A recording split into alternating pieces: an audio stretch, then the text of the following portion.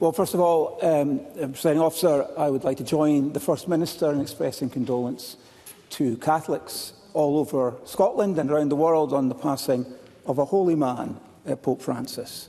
And I would also like to join him in praising the accord that has been reached between Jewish and Muslim leaders in our own country to deal with some of the issues that we see reflected in the international situation. And I also would agree with him in terms of the interconnected nature of our existence. But, Presiding Officer, this Parliament was not established to play at being the Foreign Office. We are not the United Nations. We're not here to simulate debates from the House of Commons. We are devolved legislature with a defined purpose, namely to improve the lives of the people of Scotland by delivering better devolved public services and outcomes. I will give way. Deputy First Minister.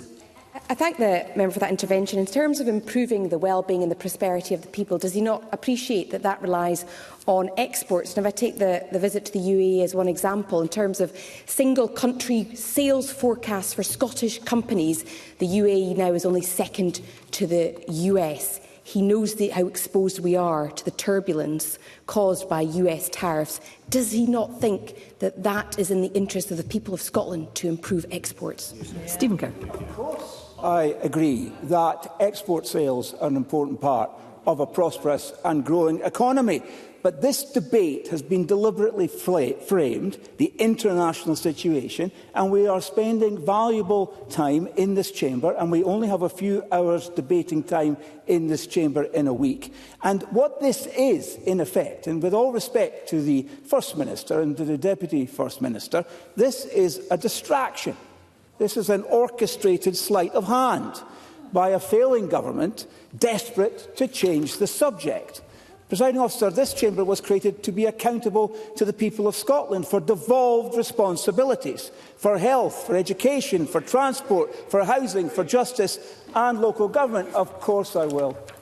Minister Jamie Hepburn. He describes this debate as an orchestrated sleight of hand. Would he reflect on the fact that the Bureau met, agreed to schedule this debate, brought it forward as a business motion to this chamber, and this chamber agreed to have this debate? Stephen Kerr.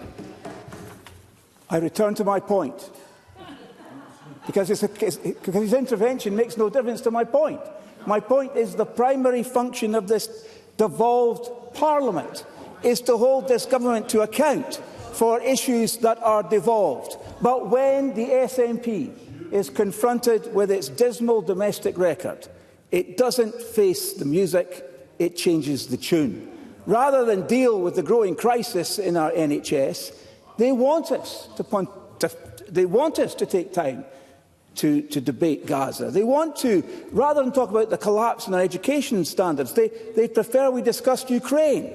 And rather than account for their economic underperformance, they would like us to stand up and offer comments on American politics or French farming. I will give way. Daniel Johnson. I wonder if I'm grateful for the member of giving way. I have to disagree with him on a point, but up to a point. Because while I think that this is a chamber that is about devolved matters, the international situation does impact them. So, for example, Scotland has a very vital contribution to make in terms of the defence of this country. We have a substantial defence sector footprint, and one that actually I think sometimes this administration has been rather coy about discussing. Is that not such a thing that we should be relevantly discussing and absolutely highlight some of the shortfalls of this administration? Stephen Kerr. Yes, but the whole point of this time, this precious time we have in this chamber, is we should be focusing we should focus our attention on matters that are relevant to the purpose of this Parliament. And these matters are important matters. The subject and content of the First Minister's speech this afternoon was full of important matters, but that does not mean that those are the things that should take up the very little time we have in this Parliament in order to debate these issues and hold the government to account. I give way to Karen Adam. Karen Adam. I do thank the member for giving way, but does the member not agree with me that rise of right-wing politics across the world should be something that is absolutely front and centre in this debating chamber if history tells us anything? Stephen Kerr. And the way that we address the extremes in politics is by making sure that we do justice by the people of Scotland in areas that impact on the quality of their everyday lives. So, for example, on education, I will give way to the First Minister. First Minister. I tread delicately here without pointing out the total contradiction of Stephen Kerr's point that he's putting to Parliament today. Because in the precious time available to Parliament on First Minister's questions, Mr Kerr chose to table a question asking me about international trade. Now, does that not point out the fact that Mr Kerr is talking absolute nonsense in this debate today? Always courteous and respectful, First Minister. I'm not Mr Kerr? sure that that is a respectful term, absolute nonsense, because we're all entitled. First Minister, if I may have your attention. The point of this members, debate is that Mr Kerr has the floor. Sorry? I was saying that Mr Kerr has the floor. Thank you. Thank you, Officer. Yes, thank you very much.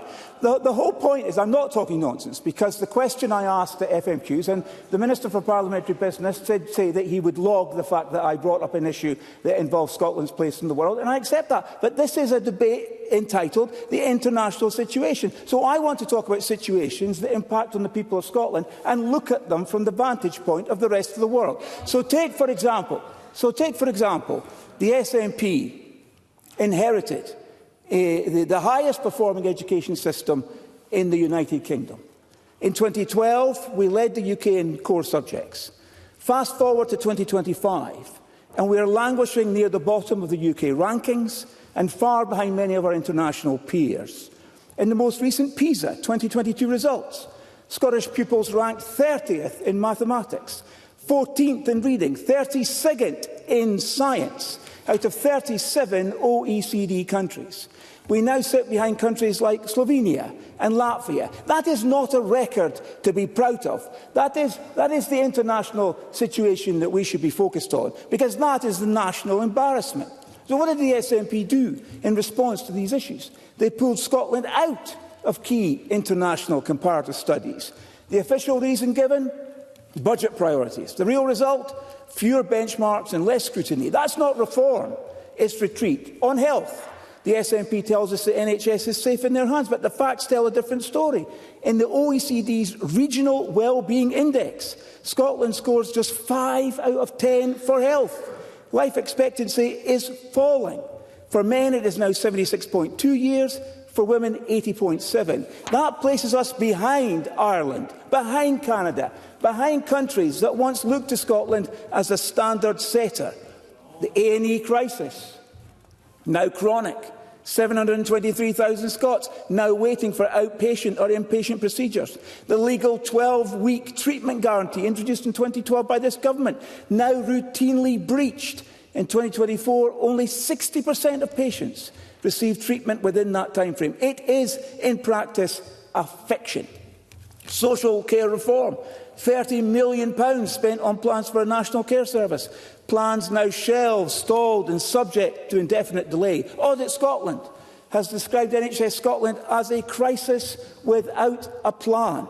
Staff are exhausted. Infrastructure is crumbling. This is not world-class healthcare. It is failure institutionalised. On the economy, let's not be seduced by SNP talking points on foreign direct investment. The real measure of a healthy economy is whether its own citizens are investing and creating. And on that metric, Scotland ranks 34th out of 35 OECD countries for domestic business investment. That's second from the bottom. Only Cyprus fares worse. Unemployment rate sits at 73.5%, behind the UK average of 75, ranking now below Portugal, Spain and Poland. Ministers talk about attracting investors, but they will not talk about the growing number of businesses that struggle to start or survive. Productivity remains low, confidence remains flat, and child poverty persists. Now, when it comes to transport, few scandals match the ferry fiasco.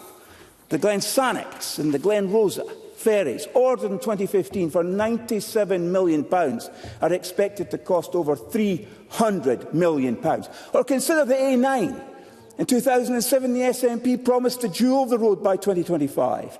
Between 2017 and 2022, not a single new mile was delivered. Mr Kerr, you'll need to bring your remarks to close, please. And as of 2024, only 11 miles are dual. So let me talk about the international situation. In concluding your remarks, Mr Kerr, thank you. No one is calling Butte House for advice. The idea that foreign leaders are queuing up to learn from the SNP government is pure delusion. If they are calling it at all, it is to ask, how did it all go so wrong? And the answer is this: a government obsessed with image over substance, a parliament distracted from its purpose, and a politics that values posture over performance. And Mr Kerr, please conclude your remarks. I have been generous. I have been generous. Please conclude now. Otherwise, we'll move on directly to the next speaker. Thank you. I think that means I must sit down. Well, if that's one way to do it. Thank you, Mr Kerr.